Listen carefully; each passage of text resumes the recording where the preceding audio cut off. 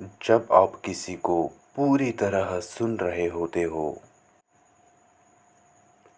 तब असल में आप अपने आप को सुन रहे होते हो, खुद को सुन रहे होते हो। आप खुद की समस्याओं को सुन रहे होते हो, अपनी दुर्दशा को सुन रहे होते हो। जो भ्रम और भ्रांतियाँ हमने बनाई रखी है, उनको सुन रहे होते हो। अपना मन जो सुरक्षा के चाह के अंदर है, जिसे कोई सुरक्षा चाहिए। हमारा मन सुरक्षा की चाह रखता है, वह सुरक्षा चाहता है। जो सुरक्षा एक यांत्रिक या कह सकते हैं एक रोबोटिक प्रवृत्ति के अंदर आता है, बस उस रोबोट को ही आप सुनते हो। जो आपको सुनना होता है, वही आप सुनते हो। जो आपके स्वार्थ से जुड़ा हो, जो सुनना आपको पसंद हो, वही आप सुनते हो। और इसी तरह हमने सुनने की कला ही खो दी है। वैसे देखा जाए तो भारत में सदियों से श्रवण की परंपरा रही है। श्रुतियों के माध्यम से ही भारतीय धर्म और भारतीय दर्शन आगे बढ़ा है। हमारा यह छोटा सा मस्तिष्क हजारों हजारों वर्षों का परिणाम है। यह मनुष्य की हजारों वर्षों की कलेक्टिव मेमोरीज यानी कि याददाश्त का परिणाम है। इन यादों को या कहे कलेक्टिव मेमोरीज को हम वर्तमान में सामाजिक या पारंपरिक नियम कह सकते हैं। हमारा मस्तिष्क भय, चिंता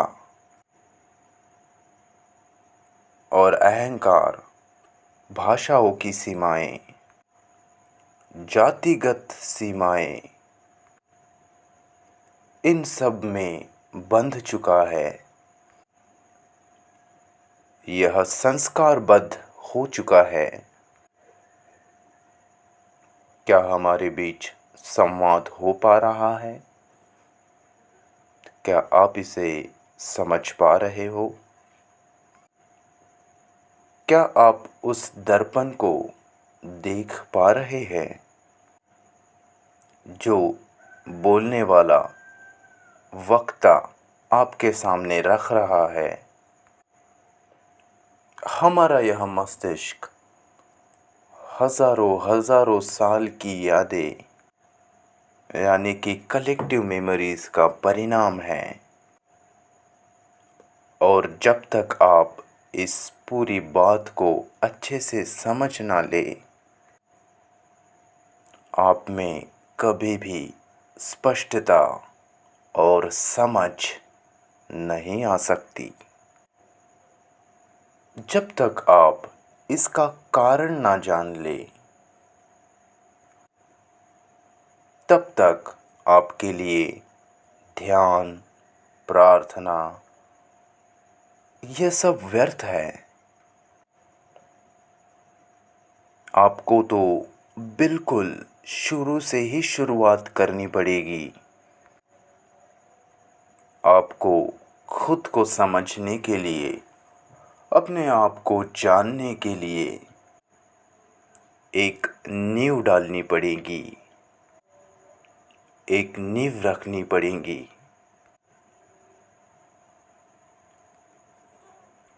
संबंधों में गति का नाम ही जीवन है।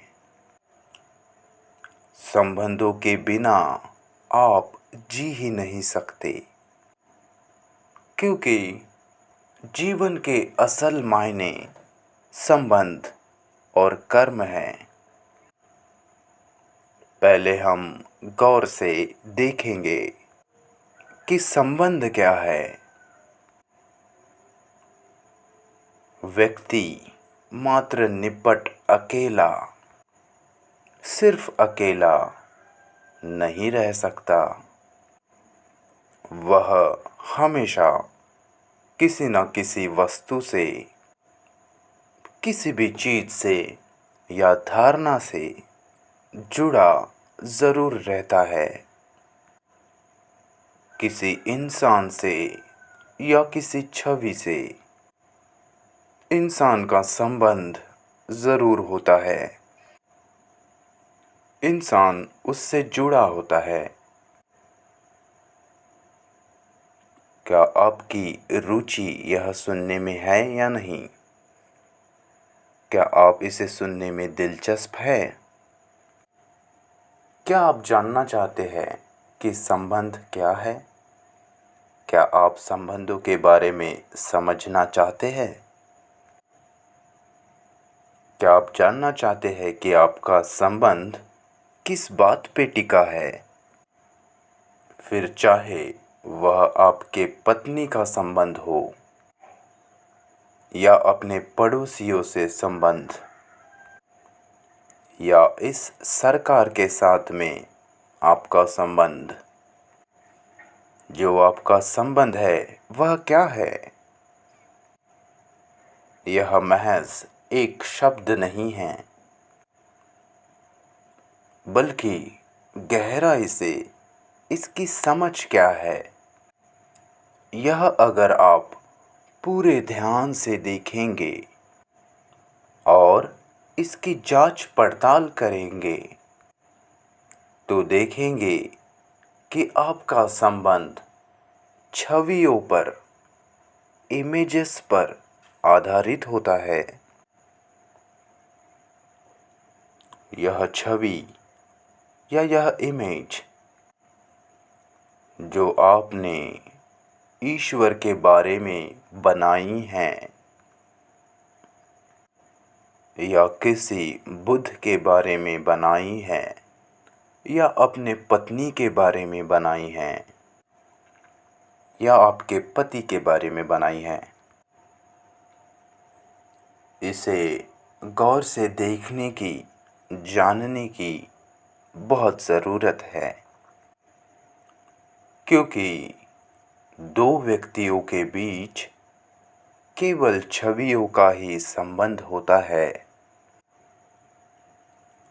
पति अपने पत्नी के बारे में एक छवि बना लेता है, एक इमेज तैयार करता है, और पत्नी अपने पति के बारे में एक छवि बना लेती है, कोई इमेज बना लेती है, और दोनों का संबंध इस छवि के द्वारा ही, पूरा इस छवि पर ही आधारित होता है। इस छवि के आधार पर ही वे दोनों एक दूसरों को देखते हैं, मिलते हैं। यह वास्तव में दो छवियों का मिलन होता है। इसे समझने के लिए हमें समझना होगा यह छवियाँ आखिर बनती कैसे है। हमारे रोज़ के संबंधों के ज़रिए, सेक्स के ज़रिए, संभोग के ज़रिए, इमोशंस, भाव, इनके ज़रिए यह छवियाँ लगातार बनती रहती है। क्या आपको पता है कि कोई व्यक्ति दुखी क्यों होता है? कोई व्यक्ति आहत क्यों होता है? क्या कभी आपने इसके बारे में सोचा है? क्या कभी आपने इसे गौर से देखने का प्रयास किया है? जब आपकी इमेजेस जो आपने सालों साल से बनाई हैं, जो छवियाँ आपने ज़िंदगी भर बनाई हैं, या कहे जो छवियाँ आपने हज़ारों साल से बनाई हैं, जब वह छवियाँ टूटती है तब व्यक्ति को चोट लगती है, वह आहत होता है। उसकी बनाई छवि अगर टूट जाए तो वह दुखी हो जाता है। या तो हमारी खुद की बनाई हुई छवि इमेज टूटती है, या फिर जो छवि हमने दूसरों के प्रति अपने दिमाग में बना के रखी थी, जब वह टूटती है तब इंसान दुखी हो जाता है। और जितनी मजबूत यह छवि आपने गढ़ी होगी, यह टूटने पर, बनाई हुई छवि टूटने पर इंसान उससे भी ज़्यादा दुखी होगा। आप सोचते होंगे कि नहीं, यह व्यक्ति बहुत अच्छा है, वह व्यक्ति मेरे साथ कभी ऐसा नहीं कर सकता, वह तो बहुत अच्छा व्यक्ति है, वो ऐसा कैसे कर सकता है। या फिर आप अपने बेटे के बारे में सोचते होंगे कि मेरा बेटा कभी भूल के भी मेरे साथ ऐसा व्यवहार नहीं कर सकता। जो आपने उसके प्रति छवि बनाई है, उसके खिलाफ वह नहीं जा सकता। ये जो आपके दिमाग में मेमोरीज़ है, यादें बनी हैं, जो छवि आपने अपने बेटे की बनाई हैं, मेमोरीज़ के रूप में, यादों के रूप में, ऐसी छवियाँ आपने अपने दिमाग के अंदर एकत्रित करके रखी है, जमा करके रखी है, बना के रखी है। और इसी छवि के माध्यम से आप किसी व्यक्ति को देखते हो और आपका किसी व्यक्ति के साथ यही संबंध है। आपने अपने पूर्वानुभव के आधार पर जो छवियाँ बना के रखी है, बस आप इनका ही आदान प्रदान कर रहे हैं। क्या आप जानते हो कि हमारा मन कोई छवि की रचना क्यों करता है? मन इमेजेस क्यों बनाता है? क्या इसलिए कि उस मन को इसके भीतर कोई सुरक्षा प्राप्त होती है? क्या कोई सुनिश्चितता उसे प्राप्त हो रही है? जिस छवि को मन गढ़ता है, बनाता है, उसमें उसे एक प्रकार की सुरक्षा मिलती है। जैसे कि आप अपने पत्नी के बारे में कोई इमेज, कोई छवि बना लेते हैं कि वह बहुत अच्छी है, या फिर वो मेरा बड़ा आदर करती है। कोई गुरु अपने शिष्य के बारे में छवि बना लेता है कि मेरा शिष्य मेरी हर बात मानता है, वह मेरा अनुसरण करता है, वो मेरे विरुद्ध कभी नहीं जा सकता। या फिर कोई शिष्य अपने गुरु की छवि बना लेता है, पर हम कभी तथ्यों के साथ, वास्तविकता के साथ नहीं जीते। हमने हमारी इमेजेस की छवियों की दुनिया बनाई है और उसी दुनिया में हम जीते हैं। मेरा एक दोस्त था जो अपने गुरु की बहुत मानता था, उनका आदर करता था। तो जब उनके गुरु कोई बड़ी पोस्ट पर चले गए, तब मेरे दोस्त ने मुझसे कहा कि मेरे गुरु पहले जैसे नहीं रहे, अभी वे बदल गए हैं, अभी वो मेरा आदर नहीं करते, मुझसे पहले जैसी बातें नहीं करते। तो जब मेरे दोस्त ने उनके गुरु को उनकी शादी में बुलाया, तो उनके गुरु नहीं आ सके। तो मेरा दोस्त और भी नाराज़ हो गया। लेकिन हम इसमें देखते हैं कि उन्होंने पहले अपने गुरु के बारे में अच्छी अच्छी बातें सोची, एक चित्र बनाया। लेकिन जैसे ही जो छवियाँ उसने अपने गुरु के बारे में बनाई थी, और जैसे ही वह छवियाँ टूटने लग गई, तब मेरा दोस्त फिर से इमेजेस बनाने लगा।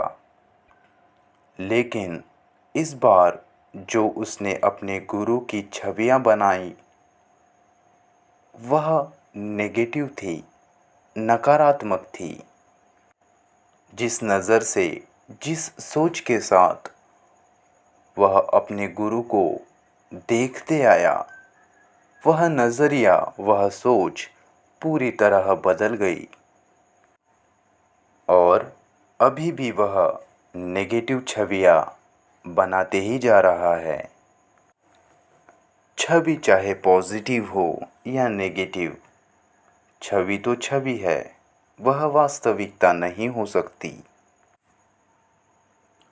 क्योंकि यह छवियाँ बिल्कुल परिवर्तनशील होती है। कभी यह किसी के प्रति बहुत अच्छी बन जाएगी, तो कभी किसी के प्रति बहुत बुरी।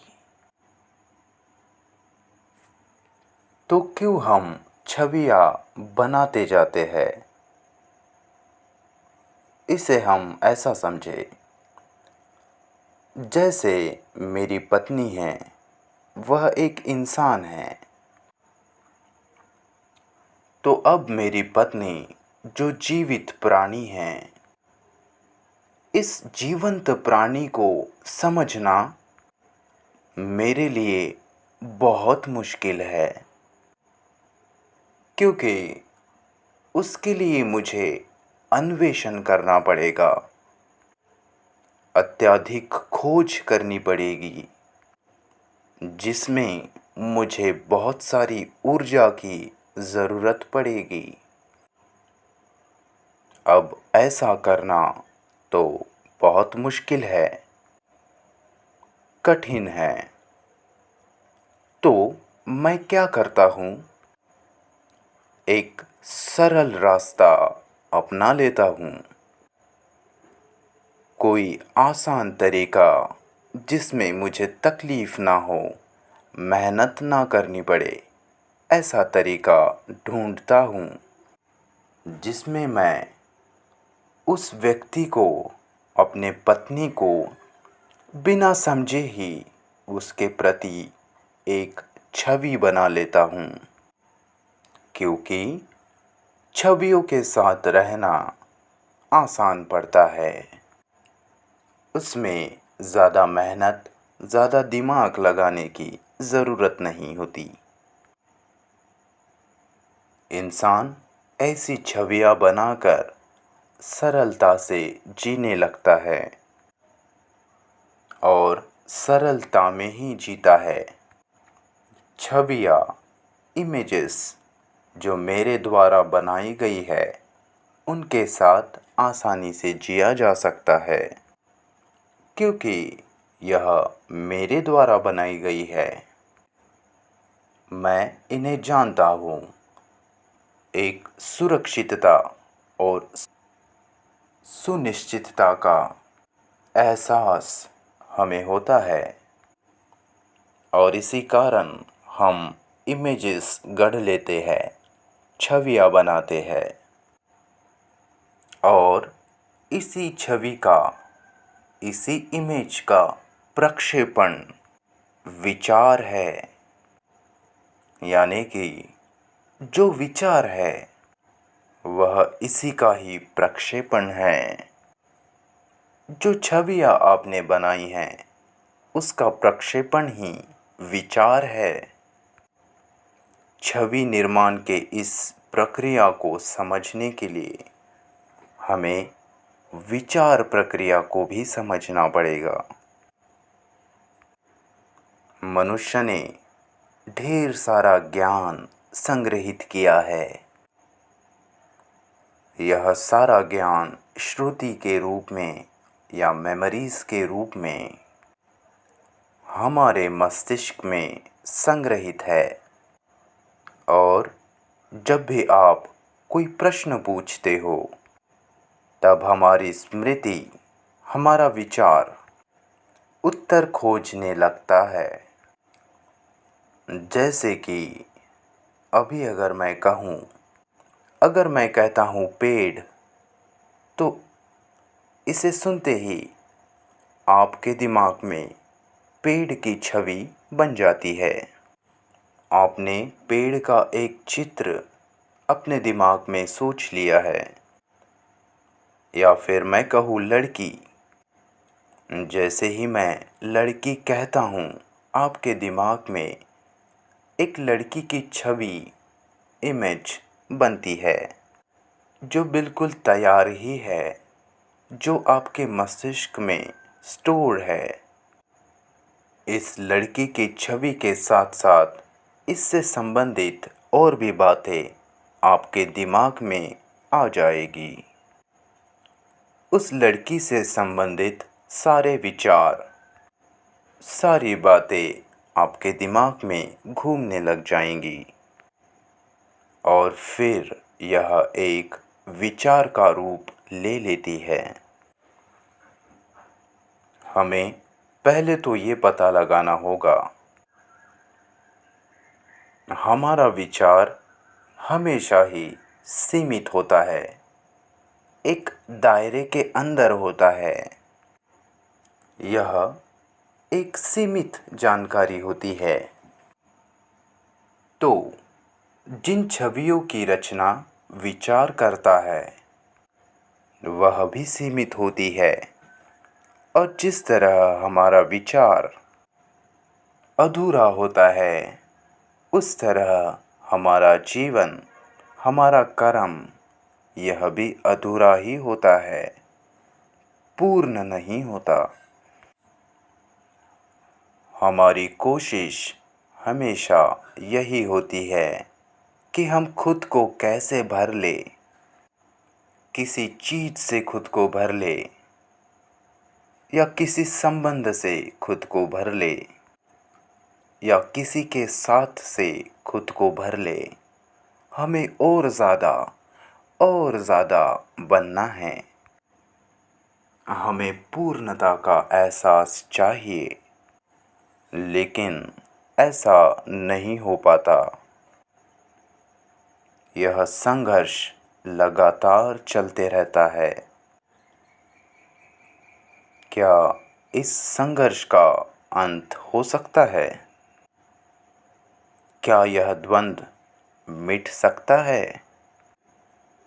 हाँ, इसका अंत मुमकिन है, यह हो सकता है जब हम अपने आप को पूरी तरह समझ लेंगे, जब आप अपने आप को संबंध के दर्पण में पूरी तरह से देख पाएंगे। यही वह दर्पण है जिसमें आप खुद का अध्ययन कर सकते हैं। आप क्या है? आप क्यों यह बातें सोचते हैं? आप क्यों सोचते हैं? आप किस प्रकार सोचते हैं? आपका व्यवहार ऐसा क्यों है? संबंधों के इस दर्पण में आपको इन सारे सवालों के जवाब मिल जाएंगे। आप किताबें पढ़ते होंगे, बहुत किताबें आपने शायद पढ़ी होगी, लेकिन क्या समय की किताब आपने कभी पढ़ी है? क्या आपने समय की किताब का अध्ययन कभी किया है? यह वह कहानी है जिसमें आप खुद ही किरदार हो। आपको अपने समय का अवलोकन करना होगा। आपको पूरी तरह देखना होगा, सुनना होगा। आपको अपने खुद के विचारों को पूरी तरह देखना होगा, उन पर ध्यान देना होगा। अपने भीतर घट रहे भाव, अपने भीतर की प्रतिक्रियाओं को देखना होगा।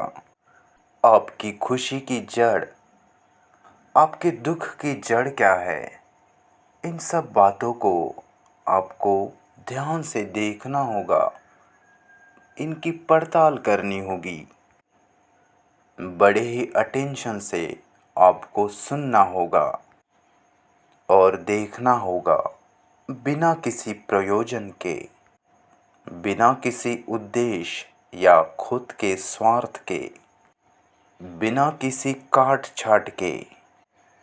जैसा वह है उसे वैसे ही देखना होगा, मात्र देखना ही होगा। लेकिन कैसे आप देखते हैं? यह मुश्किल है, यह आसान नहीं है। इसे समझना भी बहुत मुश्किल है, लेकिन आपको तो शॉर्टकट जवाब चाहिए। आपको तो ऐसा जवाब चाहिए जिसे आप याद कर ले और फिर उसे आप दोहराए। आप पूछते हो कि जल्दी से कोई मंत्र बता दो कि इसका समाधान हो जाए, या कोई प्रार्थना बता दो जिसे मैं रोज दोहराऊं और सारी समस्याएं सुलझ जाए। नहीं, ये ऐसा नहीं हो सकता, यह संभव नहीं है। इसके लिए कोई मंत्र काम नहीं करेगा, या कोई युक्ति या शॉर्टकट इसके काम नहीं आएगा। आपको बड़े ध्यान से, विथ 100% अटेंशन, 100% सतर्कता और धीरज, इनके साथ आपको खुद सब खोजना होगा, तलाशना होगा, ढूंढना होगा। आपको धीरज और शांति के साथ आगे बढ़ना होगा। और एक बार आपको सही अवलोकन करना आ गया तो आप इन सब से उभर सकते हो। ध्यान के द्वारा ही, अटेंशन के द्वारा ही हम खुद की सारी समस्याओं का हल खुद से ढूंढ पाते हैं। आपको किसी गुरु, कोई धर्म या कोई देवता की कोई ज़रूरत नहीं है। आप खुद ही इसे कर सकते हैं। आपकी सारी समस्याओं को आप खुद ही समझ लोगे, और एक बार इन्हें समझ लिया तो वे समस्याएं मिट जाती है, अपने आप समाप्त हो जाती है। और कुछ समस्याएं समाप्त न भी हो तो भी आपको इनकी समझ आ जाएगी, और एक गहरा स्वीकार भी होगा